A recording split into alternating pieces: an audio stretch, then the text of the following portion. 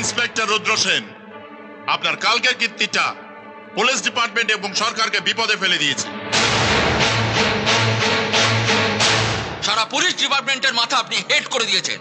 Media পুলিশকে বলছে registered murderer.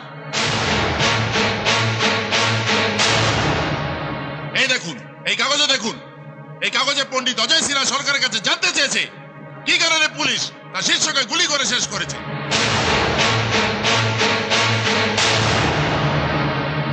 আপনি স্বীকার করুন যে রাগে আপনার মাথা ঠিক ছিল না, তাই ভুলবশত বন্দুক থেকে গুলি বেরিয়ে ওর বুকে লেগেছে।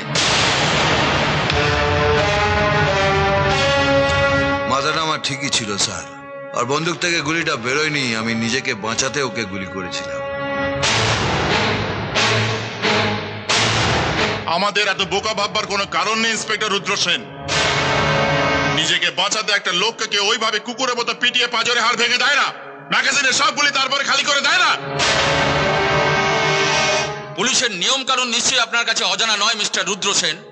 আপনি নিশ্চয়ই জানেন যে হামলাকারীদের প্রথমে ওয়ার্নিং দিতে হয়, তারপর শূন্যে গুলি ছুটতে হয়, তারপর পায়ে।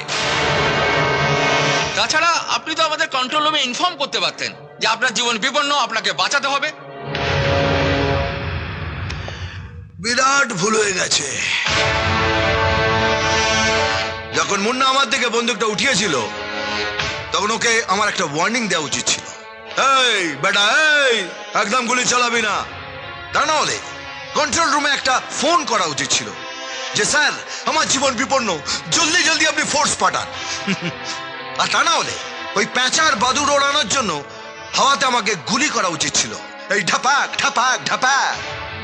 আর ততক্ষণে মুন্না ঘোড়াটা টিপে দিয়ে আমার শ্মশানের টিকিটটা কেটে দিত, আর আপনারা আমাকে শ্মশানে নিয়ে গিয়ে বন্দুকের সালামি দিতেন আর হাফ ডে ছুটি কাটাতেন।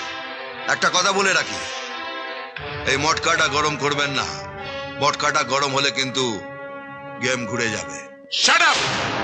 ভেবে চিন্তা কথা বলুন। এখানে কেউ আপনার ইয়ার দোস্ত নেই, সবাই আপনার সিনিয়র। আমার 14 পুরুষের ভাগ্য ভালো যে আপনাদের মতো কেউ আমার ইয়ার দোস্ত নেই। This is insulting sir. এরপরে যদি ইন্সপেক্টর রুদ্র সেনকে পুলিশ ডিপার্টমেন্টে রাখা হয় তাহলে ডিপার্টমেন্টকে আরো বড় ক্ষতির জন্য তৈরি থাকতে হবে। ওকে সাসপেন্ড করে ওর এগেন্সটে মার্ডার চার্জ আনলে তাহলে সবকিছু বজায় থাকবে স্যার। আপনারা আমার লবডঙ্কা করবেন।